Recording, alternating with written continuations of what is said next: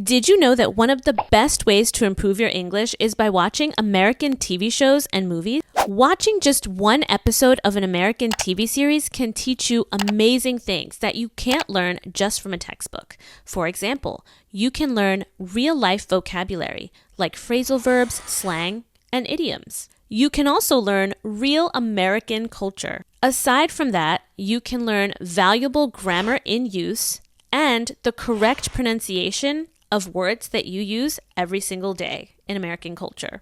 And of course, you can really improve your listening skills by watching American TV shows. For all of these reasons, I always recommend that my students watch at least one episode of an American series every single day. And today, I'm going to teach you all the valuable English that you can learn from just a 5-minute clip of the show, Friends. Friends is the #1 show that I recommend to my English learning students for several reasons. Number 1, Friends is everywhere. You can find the clips on YouTube, streaming online. You can literally find these clips anywhere.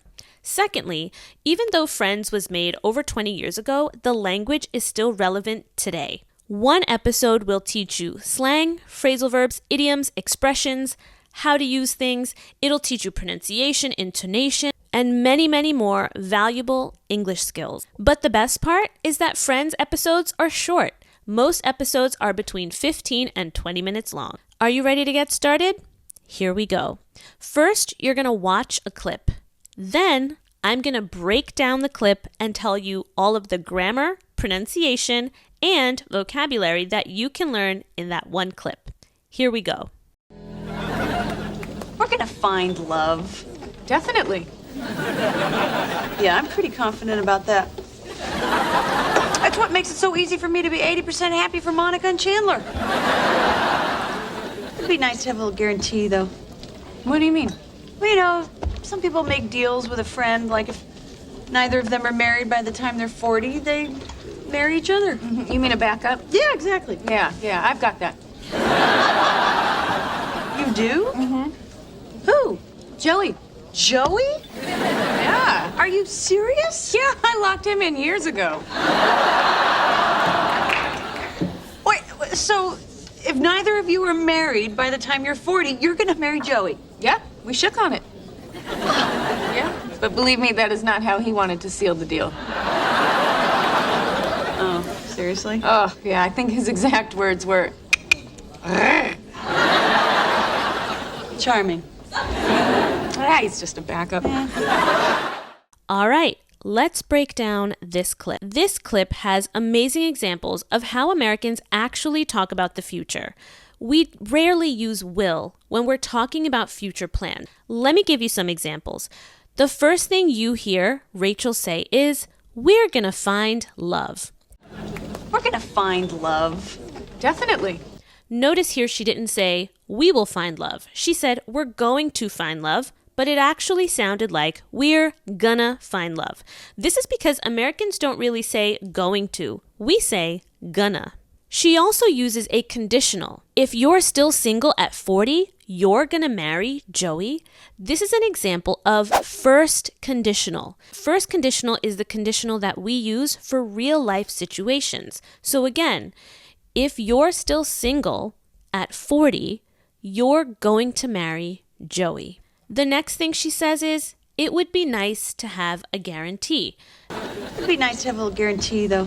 This is actually an example of how we use modals like would to talk about the present and future. Right now, it would be nice to have a guarantee about the future. Now let's talk about some of the vocabulary that you heard. Number 1, to make a deal. To make a deal means to have a mutual agreement. One of the main words that you hear in this video is the word backup. A backup is like a plan B. So if my first plan doesn't work out, I'm going to have a backup. We typically say we have a backup plan. When Phoebe tells Rachel that Joey is her backup, Phoebe says, "I locked him in years ago." Are you serious? Yeah, I locked him in years ago. When we say that we locked something in, that means that we claimed it, we confirmed it. We made sure that it's ours. So she officially chose and confirmed that Joey is her backup. Phoebe also says, Joey and I shook on it. That means we shook hands and made the deal official. But believe me, Phoebe says, that's not how he wanted to seal the deal. But believe me, that is not how he wanted to seal the deal. To seal the deal is to officially agree on something. It's like we're signing a contract or making an agreement, and this is making it permanent or official. Rach. Hey, you. Hey, come on in. Oh, thank you. Hey, you know, I'm so sorry to hear about you and Elizabeth. Oh, thanks. Yeah, I really thought we'd be able to make it work, but I guess it just wasn't meant to be. Yeah, love. It's a tricky business, isn't it? I guess so.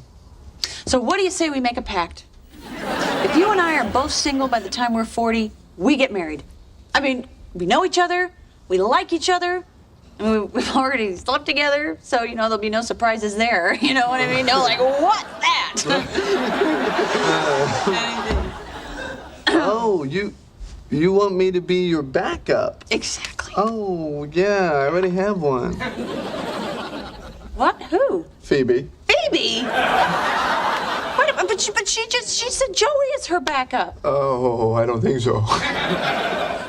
Ross, I just had a conversation with her, and she said that she and Joey made a deal. That's impossible. I mean, we have had a deal for years. We shook on it. Although, believe me, she wanted to do a lot more than that. Phoebe, you picked Joey and Ross? You cannot have two backups. Of course I can. It's just good sense to back up your backup. Look, I've already lost Chandler. What? Hey, Phoebe, we're both your backup? Phoebe, how could you do this to me? Okay, look, I don't know what you're complaining about now. You were both aware of the situation. I we was weren't. not. Okay, this kind of back talk is not going to fly when we're married. Phoebe, you can't have both of them. You have to pick one. Pick me. No, pick me. I don't want to end up an old maid. All right, well, let's see. Ross is a good father, but Joey has a boat. This is hard. This is crazy. Hey, look, I want to switch to Rachel. Ooh, I want to switch to Rachel, too. No, wait, okay, just wait. You guys, look, guys, don't make any rash decisions, okay? Just remember my promise. If we get married, 3 times a week. Oh, God. Phoebe, I'm talking about massages. Oh.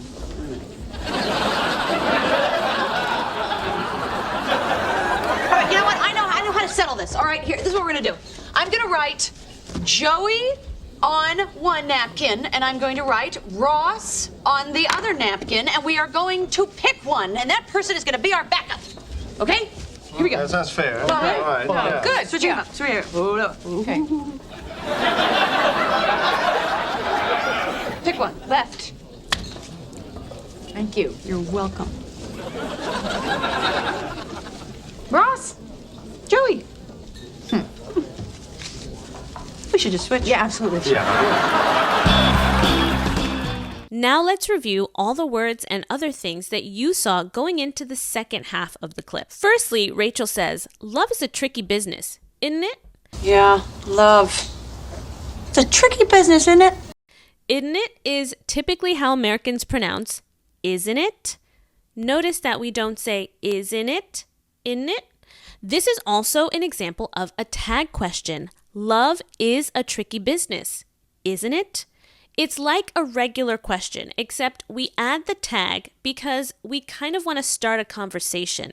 Tag questions are when you add a tag on the end to reinforce the question. Love is a tricky business, isn't it?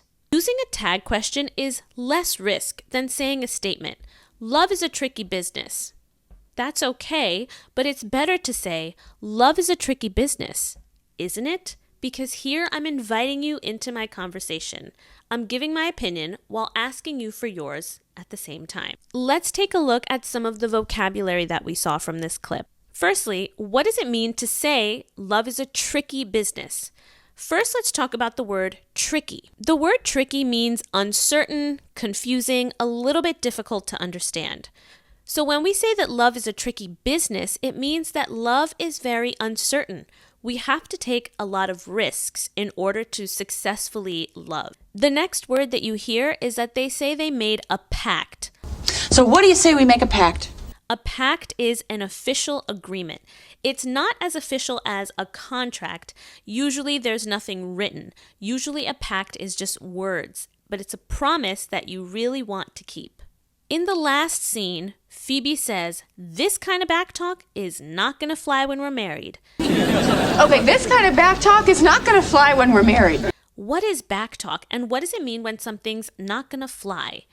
Backtalk is when you talk back to someone in a sarcastic or aggressive way.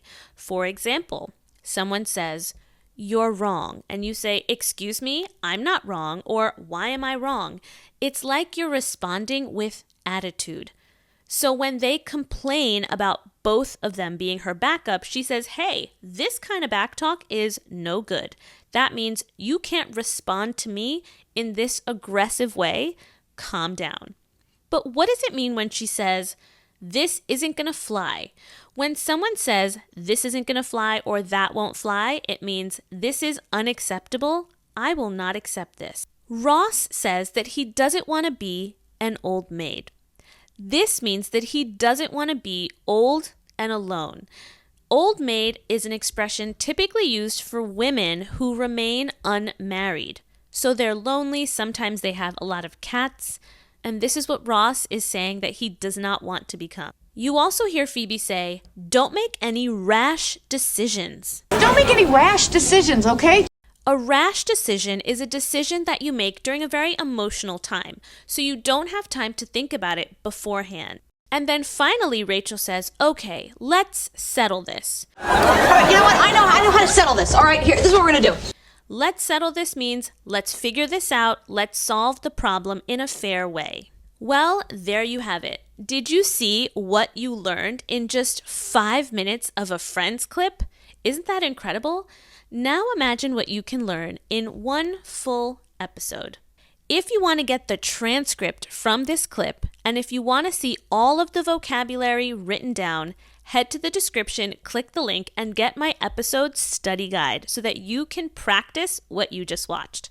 I also recommend that you go back and watch this clip again. Now that everything's been broken down for you, it should be easier for you to understand. Thanks so much for watching this video. Stay tuned for more. See you next time.